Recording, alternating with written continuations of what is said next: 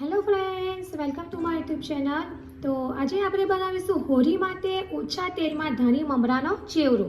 આ જે ચેવરો છે તે ખૂબ જ ટેસ્ટી એવો લાગે છે અને આ જે ચેવરો છે તે આપણે એક સ્પેશિયલ મસાલા સાથે બનાવીશું.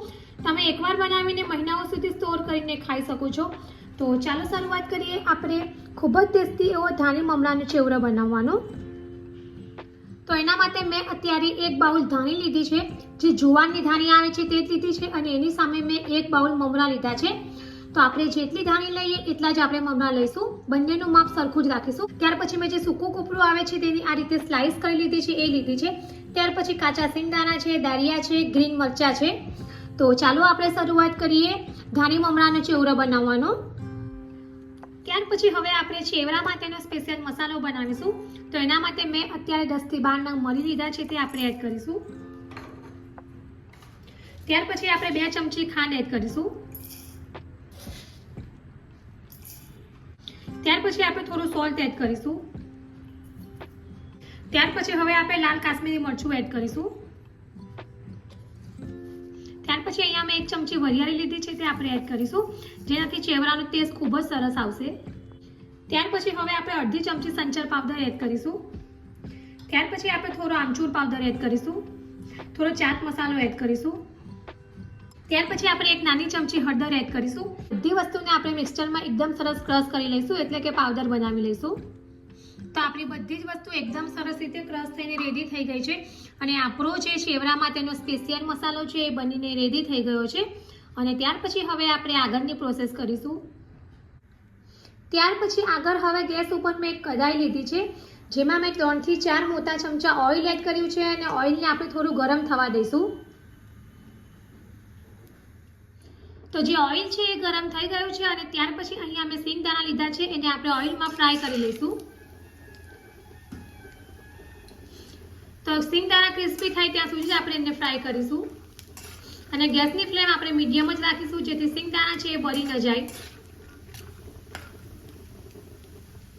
તો સિંગદાણા છે એ ફ્રાય થઈ ગયા છે અને ત્યાર પછી હવે આપણે તેમાં દાળિયા એડ કરી દઈશું અને દાળિયાને પણ આપણે થોડા ક્રિસ્પી થાય ત્યાં સુધી થવા દઈશું.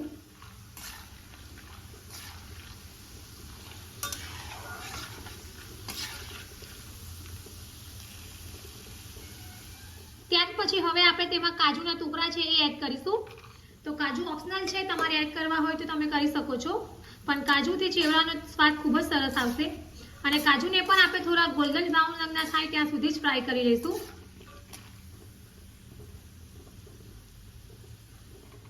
તો આ રીતે આપણી બધી જ વસ્તુ ફ્રાય થઈને રેડી થઈ ગઈ છે અને એકદમ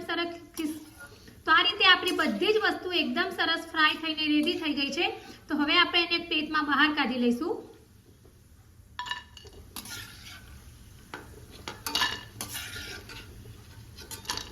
ત્યાર પછી હવે આપણે આ જ ઓઇલમાં જે આપણે સૂકા કોપરાની સ્લાઇસ કરી હતી એને પણ આપણે થોડી ફ્રાય કરી લઈશું. તો આ રીતે જે કોપરાની સ્લાઇસ છે એ પણ ગોલ્ડન બ્રાઉન રંગની થઈ ગઈ છે, તો એને પણ આપણે બહાર કાઢી લઈશું.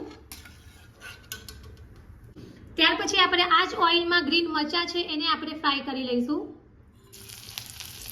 તો થોડા ક્રિસ્પી થાય ત્યાં સુધી જ આપણે એને ફ્રાય કરીશું. ત્યાર પછી અહીંયા મીઠા લીમડાના પાન લીધા છે, એને પણ આપણે ફ્રાય કરી લઈશું. તો આ રીતે મરચાં અને લીમડાના પાન ફ્રાય થઈ ગયા છે, તો હવે આપણે એને પ્લેટમાં બહાર કાઢી લઈશું.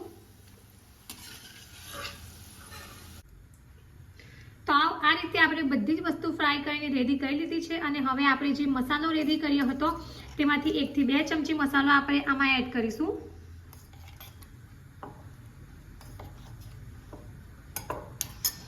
અને ત્યાર પછી આપણે હાથની મદદથી બધું બરાબર મિક્સ કરી લઈશું. તો થોડું ગરમ હોય ત્યારે જ આપણે મસાલો એડ કરી દેવાનો, જેથી મસાલો છે એ બધો બરાબર એકબીજા સાથે મિક્સ થઈ જાય. તો આ રીતે બધો મસાલો મિક્સ થઈ ગયો છે અને ત્યાર પછી હવે આપણે આગળની પ્રોસેસ કરીશું. ત્યાર પછી અહીંયા મેં 2 નંગ જે અડદના પાપડ આવે છે તે લીધા છે, તેને પણ આપણે આ જ ઓઇલમાં ફ્રાય કરી લઈશું. તમે પાપડને શેકીને પણ લઈ શકો છો.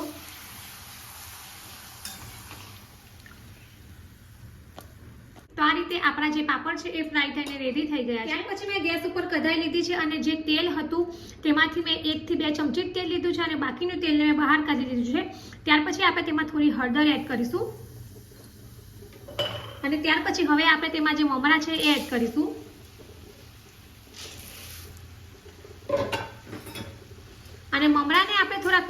થાય ત્યાં સુધી શેકી લઈશું.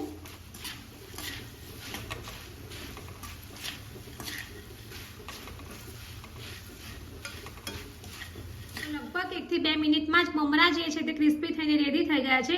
અને હવે આપણે જે ચેવડા માટેનો સ્પેશિયલ મસાલો બનાવ્યો હતો એમાંથી 1 ચમચી મસાલો છે મમરામાં એડ કરી દઈશું અને ચમચાની મદદથી બરાબર મિક્સ કરી લઈશું.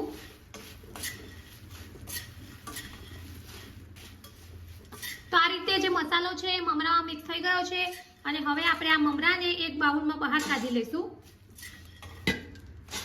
તો આ રીતે મમરાને આપણે એક વાસણમાં બહાર કાઢી લીધા છે અને ત્યાર પછી હવે આપણે જુવારની ધાણીને વઘારવાની છે.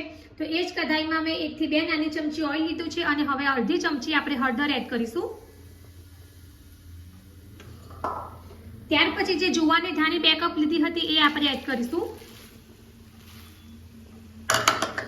અને બધું બરાબર મિક્સ કરી લઈશું અને ધાણીને પણ આપણે થોડી ક્રિસ્પી થાય ત્યાં સુધી જ એને શેકી લઈશું. તો ધાણીને શેકાતા બહુ વાર નથી લાગતી, તો 1 મિનિટમાં જ ધાણી શેકાઈ જાય છે. તો આ રીતે હળદર અને ધાણી મિક્સ થઈ ગઈ છે અને ત્યાર પછી હવે આપણે જે ચેવડા માટેનો મસાલો રેડી કર્યો હતો એમાંથી 1 ચમચી જેટલો મસાલો આપણે આ રીતે ધાણીમાં એડ કરી દઈશું અને ચમચાની મદદથી બધું બરાબર મિક્સ કરી લઈશું જેથી મસાલો છે એ ધાણી સાથે એકદમ સરસ રીતે મિક્સ થઈ જશે.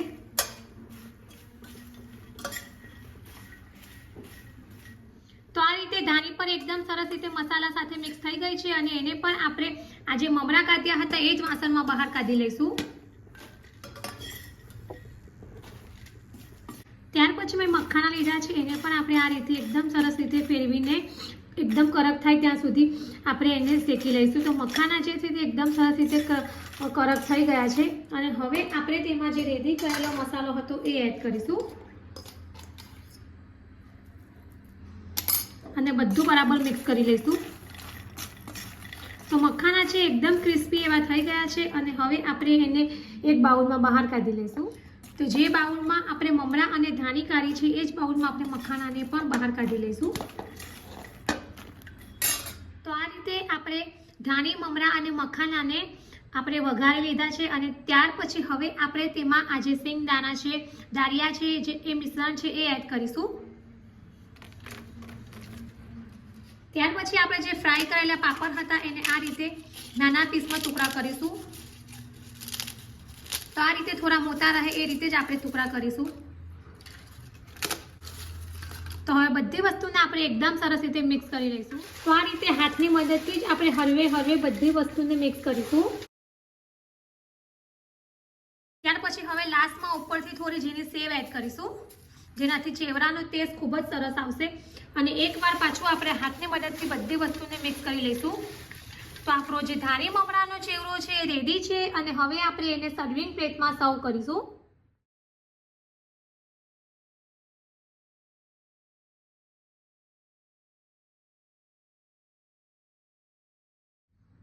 તો રેડી છે હોળી માટે ઓછા તેલમાં ટેસ્ટી એવો ધાણી મમરાનો ચેવડો. તમે એકવાર બનાવીને એરટાઇટ ડબ્બામાં સ્ટોર કરીને ખાઈ શકો છો. બાળકોને નાસ્તામાં પણ આપી શકો છો. નાની મોટી ભૂખ લાગે ત્યારે પણ ખાઈ શકો છો. તો ફ્રેન્ડ્સ, તમે ચેવડો તો ઘણીવાર બનાવતા હશો પણ જો આ રીતે ચેવડો ક્યારેય ટ્રાય ન કર્યો હોય તો એકવાર જરૂરથી ટ્રાય કરજો અને કમેન્ટ બોક્સમાં મને જણાવજો કે તમને મારી આ રેસીપી કેવી લાગી છે. જો તમને મારી આ હોળી માટેના સ્પેશિયલ ધાણી ચેવડાની રેસીપી પસંદ આવી હોય તો મારી ચેનલને લાઇક અને શેર જરૂરથી કરજો અને આવી જ બીજી નવી નવી રેસીપીઓ જાણવા માટે મારી ચેનલને સબસ્ક્રાઇબ કરવાનો ભૂલતા નહીં. તો ફરી પાછા આવા જ નવા વિડીયો સાથે મળીશું. ત્યાં સુધી bye bye and thank you for watching my video.